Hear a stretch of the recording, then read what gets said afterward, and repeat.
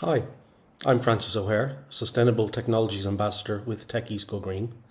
I'm delighted to have had the chance recently to chat to Mike Townsend, who is founder and CEO of Earthshine, an international consultancy dedicated to advancing circularity and sustainability in business, the economy, and society. Mike is passionate about sharing knowledge and skills in support of the transition towards a sustainable economy. He's worked with large and small organisations all over the world: UK, Europe, North America, and Japan, including Aviva, BAA, Barclays Bank, and Unilever. He's also an accomplished author and editor known for books such as The Quiet Revolution and Reframing the Game. Mike is also a regular contributor to platforms such as The Guardian, Huffington Post, and Sustainable Brands. As part of the Thought Leadership series in our Action Green magazine, Mike has contributed the first three articles where he tackles the question, is it time to rethink net zero? So please visit our Action Green magazine at techiesgogreen.com for this and other great content. Hi, Mike. Thank you for joining us today. It's a pleasure to have you. I know you're here today to talk predominantly about your three-part blog, which you've kindly done for Techies Go Green, titled "Is It Time to Rethink Net Zero?" And I know the first part, available now, everyone, if you want to go look at it on Techies Go Green, is titled "Beyond the Noise of Culture Wars." Can you tell us a little bit what you mean by that and kind of why you started there? Yeah, I think at the moment we're seeing there's a lot of disinformation, misinformation about the climate crisis, and that's really kind of slowing us down. Okay, and that's a coordinated campaign worldwide to work against climate action and sustainability. Culture is recognized, I think, by the people that are using it and weaponizing culture. That culture tops everything. Yeah, it tops policy, technology, everything. So culture will dominate, and the prevailing culture will actually either enable or hinder whatever we want to achieve. And so, as I say, it's being used as a weapon to stop action on climate. We've seen that with the new President of the United States, Trump 2.0, that it's having an effect on narrative. His approach is having an effect on business confidence around the world, an ability for businesses to invest and to invest seriously in sustainability. So there's a real challenge around that, and we have to kind of call it for what it is and take it on board and really kind of fight back. And you refer to this backlash really as a war of words rather than actions, I suppose. Are you confident that it won't escalate beyond that, that it won't have a deeper impact? It could have a deeper impact. I mean, it is a war of words at the moment. The key to culture wars is about the battle of the narrative.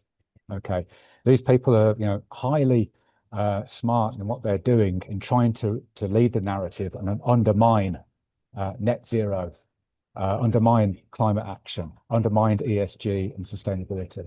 So they're very clear trying to discredit all these moves and to call it a waste of time, a waste of money, and so on and so forth.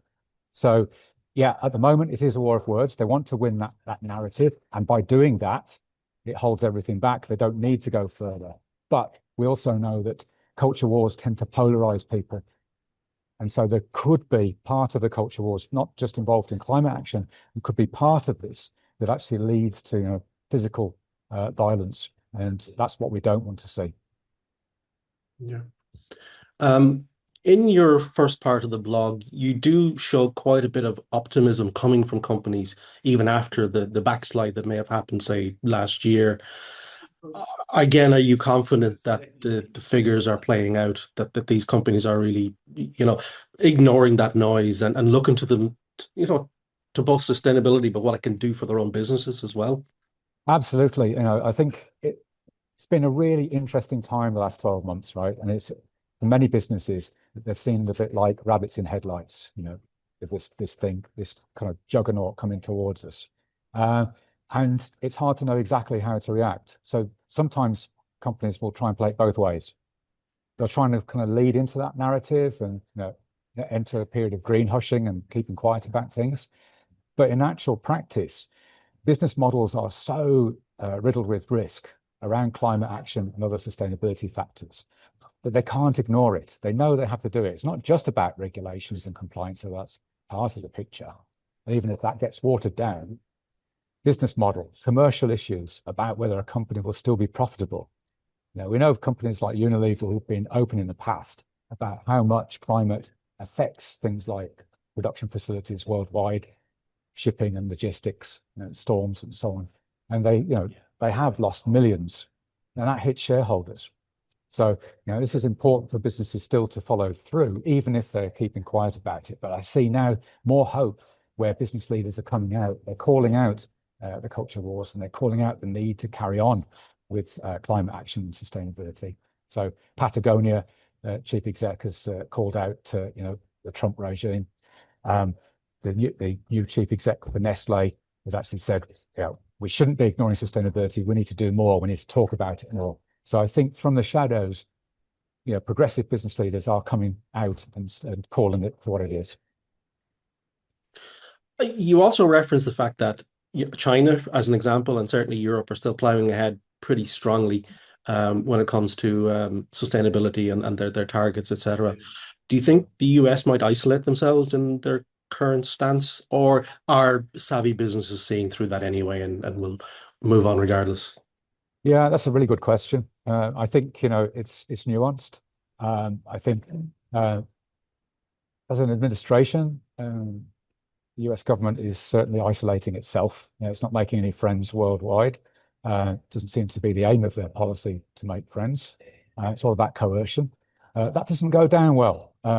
So there is a kind of isolationist approach around that. But for businesses, particularly international businesses that are operating from America, they can't really afford to be so isolationist because Europe, Asia, these are big markets. And if you don't play into those markets in the right way, you'll be excluded. So, there's some big issues around that, I think. Yeah.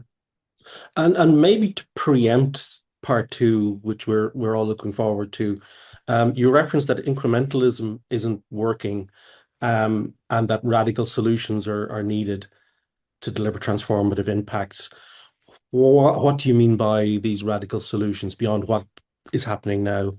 Sure, that's another good question. Thank you, Francis. I think, the problem with incrementalism is that it's just not going deep enough or fast enough. Okay. And I think most of the kind of approaches to climate action are framed around a continuous improvement methodology. Okay. But in context, that means measuring baselines for emissions, putting some extra on top for growth, and then coming up with the low-hanging fruit of how we can make improvements. And maybe a top 10 initiatives where we shave a bit off here and a bit off there. And we get to a point of diminishing returns. We reach the net zero crunch point. And within the current framing of the business and its value chain, we're not going to be able to deliver any more. So we have a gap. And that could be around 40, 50% of emissions that we still have, a big chunk to hit. Many companies showing their climate transition plans then have this thing called the innovation gap. Okay. And you look at an asterisk and small print, and basically it says, we don't know what we're going to do about that, but that's further down the line, and someone else can pick up that challenge. What we're saying is you need to bring forward that innovation gap challenge and actually look at redesigning the business proposition, whether it's products or services, redesign the proposition to be net zero, to be circular economy, to be sustainable. Okay. So redesign it, but you can't do that in isolation. This needs collaboration through the whole value chain, customers, designers, producers, supply chain. Everybody has to be part of that innovation process because otherwise you have silos and you can't join up the dots.